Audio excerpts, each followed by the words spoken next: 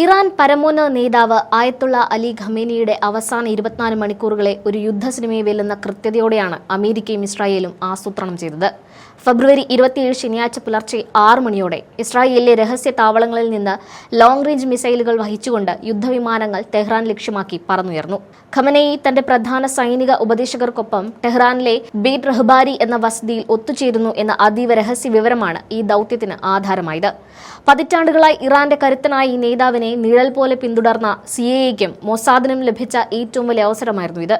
കാലങ്ങളോളം നീണ്ട നിരീക്ഷണത്തിലൂടെയാണ് ഖമനേയിയുടെ ഓരോ ശീലങ്ങളും ശൈലികളും ശത്രുക്കൾ മനഃപ്പാഠമാക്കിയത്. പുലർച്ചെ 4:30 ഉണരുന്ന ഖമനേയി പ്രാർത്ഥനകൾക്ക് ശേഷം 7 മണിക്ക് പ്രഭാത ഭക്ഷണം കഴിക്കുമെന്നും ആഴ്ചയിൽ 3 ദിവസം ഹൈക്കിങ്ങിന് പോകുമെന്നുമുള്ള വിവരങ്ങൾ സിഐഎ കൃത്യമായി ശേഖരിച്ചിരുന്നു. ഇതിനായി ടെഹ്റാനിലെ പാസ്റ്റർ സ്ട്രീറ്റിലെ CCTV ക്യാമറകൾ മൊസാദ് മുൻപേ ഹാക്ക് ചെയ്ത് തങ്ങളുടെ സെർവറുകളുമായി ബന്ധിപ്പിച്ചിരുന്നു. ഖമനേയിയുടെ അംഗരക്ഷകർ വാഹനങ്ങൾ പാർക്ക് ചെയ്യുന്ന സ്ഥലം പോലും ഡ്രോണുകളുടെയും ഹാക്ക് ചെയ്ത ക്യാമറകളുടെയും സഹായത്തോടെ ഇസ്രായേൽ യൂണിറ്റ് 8200 നിരന്തരം നിരീക്ഷിച്ചു. ആക്രമണം നടക്കുന്ന നിമിഷം സുരക്ഷാ ഉദ്യോഗസ്ഥർക്ക് പുറം ലോകവുമായി ആശയവിനിമയം നടത്താൻ കഴിയാതിരിക്കാൻ മൊബൈൽ ടവറുകളിൽ കൃത്രിമ സിഗ്നലുകൾ സൃഷ്ടിച്ച് കമ്മ്യൂണിക്കേഷൻ ജാം ചെയ്യാനും അവർ മറന്നില്ല. ഇസ്രായേൽ പ്രധാനമന്ത്രി ബെഞ്ചമിൻ നെതന്യാഹുവിനും അമേരിക്കൻ പ്രസിഡന്റ് ഡൊണാൾഡ് ട്രംപിനും ഈ നീക്കം അവരുടെ രാഷ്ട്രീയ നിലനിൽപ്പിന് അത്യന്താപേക്ഷിതമായിരുന്നു.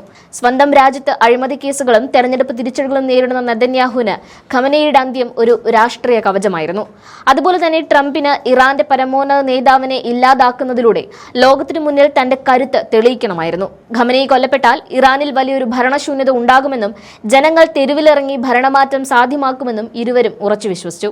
ആക്രമണം നടക്കാൻ സാധ്യതയുണ്ടെന്ന മുന്നറിയിപ്പുകൾ ലഭിച്ചിട്ടും ഖമനേയി തന്റെ വസതിയിൽ തന്നെ തുടരാനാണ് തീരുമാനിച്ചത്. ഒരു രക്തസാക്ഷിയായി മരിക്കണമെന്ന തന്റെ ആഗ്രഹം പ്രസംഗങ്ങളിലൂടെ പലതവണ അദ്ദേഹം ആവർത്തിച്ചിരുന്നു. റമദാൻ മാസത്തിലെ രക്തസാക്ഷിത്വം ഷിയ മുസ്ലിങ്ങൾക്കിടയിൽ വലിയൊരു ആത്മീയ ഔന്നത്യമായിട്ടാണ് കണക്കാക്കപ്പെടുന്നത്.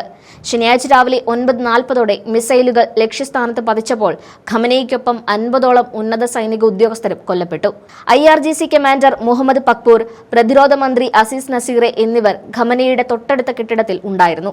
അമേരിക്കൻ സാമ്രാജ്യത്വത്തോട് സന്ധിയില്ലാതെ പൊരുതിയ ഒരു നേതാവിന്റെ അന്ത്യം ഇത്തരത്തിൽ സംഭവിക്കുമെന്ന് അവർ മുൻകൂട്ടി കണ്ടിരുന്നു. എന്നാൽ ഖമനേയിയുടെ മരണം ഇറാനിൽ ഭരണസ്തംഭനം ഉണ്ടാക്കുമെന്ന ശത്രുക്കളുടെ കണക്കുകൂട്ടലുകൾ നിമിഷങ്ങൾക്കുള്ളിൽ തകർന്നു വീണു. ഖമനേയിയുടെ മരണം സ്ഥിരീകരിച്ച് മണിക്കൂറുകൾക്കുള്ളിൽ തന്നെ ഇറാൻ തങ്ങളുടെ ഭരണഘടനയിലെ ആർട്ടിക്കിൾ 111 നടപ്പിലാക്കി. പ്രസിഡന്റ് മസൂദ് പെഷസ്കിയാൻ, ജുഡീഷ്യറി തലവൻ ഗുലാം ഹുസൈൻ മൊഹൈസിനി എജയ്, ആത്മീയ നേതാവായ അലി റേസ അറാഫി എന്നിവരടങ്ങുന്ന 3-അംഗ സമിതിക്ക് ഭരണ ചുമതല കൈമാറി. ഒരു വ്യക്തിയിലല്ല, മറിച്ച് ആഴത്തിൽ വേരൂന്നിയ ഒരു പ്രത്യയ ശാസ്ത്രത്തിലാണ് ഇറാന്റെ ഭരണം നിലനിൽക്കുന്നതെന്ന് അതോടെ ട്രംപിന് മനസ്സിലായി. അമേരിക്കൻ സൈന്യം വിയറ്റ്നാമിലും അഫ്ഗാനിസ്ഥാനിലും നേരിട്ടതിനേക്കാൾ വലിയൊരു തിരിച്ചടിയാണ് ഇറാനിൽ അവരെ കാത്തിരിക്കുന്നത്. ഖമനേയി എന്ന വ്യക്തിയെ ഇല്ലാതാക്കിയെങ്കിലും അദ്ദേഹം വളർത്തിയെടുത്ത സാമ്രാജ്യത്വ വിരുദ്ധ ബോധം ഇറാനിയൻ ജനതയിൽ ഇന്നും ജ്വലിച്ചു നിൽക്കുന്നുണ്ട്. കുതന്ത്രങ്ങളെ ഭയപ്പെടരുതെന്ന് ഖമനേയി പണ്ട് ചൊല്ലിയ കവിതയിലെ വരികൾ ഇന്ന് ഇറാനിലെ തെരുവുകളിൽ ഒരു വിപ്ലവഗാനമായി മുഴങ്ങുകയാണ്. ശത്രുക്കൾ വിചാരിച്ചതുപോലെ ഇറാൻ തകരുകയല്ല, മറിച്ച് ഖമനേയിയുടെ രക്തസാക്ഷിത്വം ആ രാജ്യത്തെ കൂടുതൽ ഐക്യപ്പെടുത്തുകയാണ് ചെയ്തിട്ടുള്ളത്. ഖമനേയി ഇല്ലാതാക്കിയ അമേരിക്കയും ഇസ്രായേലും ആഘോഷിച്ച ആ നിമിഷം യഥാർത്ഥത്തിൽ ഒരു വലിയ യുദ്ധത്തിന്റെ പ്രാരംഭം മാത്രമാണെന്ന് ഇതിനോടകം ലോകം ഭീതിയോടെ തിരിച്ചറിഞ്ഞു കഴിഞ്ഞു.